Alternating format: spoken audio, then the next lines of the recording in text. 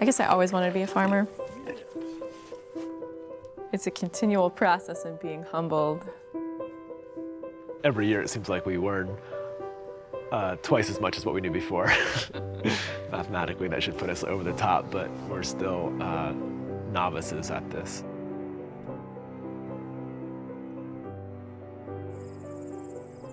Before the opportunity to farm, I was really not settled on at all what I was interested in doing. It didn't take more than a year or a season of doing that work to really feel like that was my calling. I'm just using the cart to roll them back into the barn, and then I'm gonna pack them up into boxes for our customers. Stacy's dad was an insurance salesman. He thinks we're absolutely bonkers. Yeah. We have enough land to put 6 acres into cultivation with 3 of those acres in cover crops. We're still developing this long-term lease right now as we speak. We're looking to buy the leasehold from the land trust. And then 40 years from now, if our kids don't want to farm, we could transfer that for that same value plus equity that we have built on the property. So that allows us to feel comfortable, putting $1,000 into an acre of land to make it grow, to make the soil healthy. It allows us to feel comfortable putting a building on the property. I'm gonna help.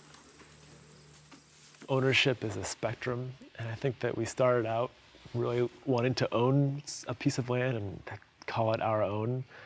But for us, it just seemed like, well, we don't need to have title to that land. If we have title for the use of that land, that's just as good. We have a CSA with 100 shareholders. It's pretty light in the beginning, a lot of greens, and then the berries come, and then tomatoes and potatoes, winter squash. In theory, the idea is that the community is in it with you, and sort of you're all in it together, and if it's a great season, then it's an abundance. If it's not a great season, then they take that risk with you. And this is the first year that really puts that to the test. The piece that's challenging about the CSA is that it requires you to be incredibly diverse in what you're growing in the field, whether it's succession planting of lettuce every week, or remembering to put beans in 2 or 3 times so you can have a couple flushes, and keeping up with it all can be a challenge. Being good at growing all of those things can be hard.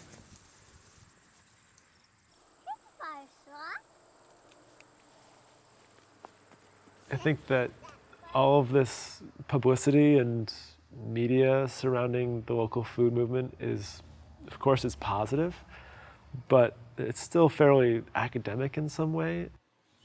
There's all this buzz about it, but I think it's still really in its infancy.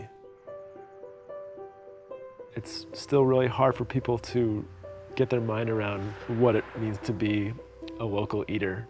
There could be 10 more farms just in our town doing the same thing. We have to marry convenience with local. I think there's a lot more consumers out there that would like to be eating local, but we got to do it in a way that's easy for them.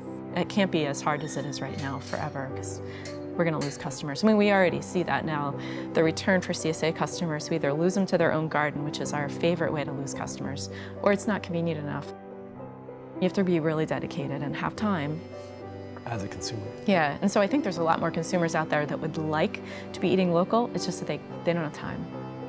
Shortening the gap that still exists between consumers and producers.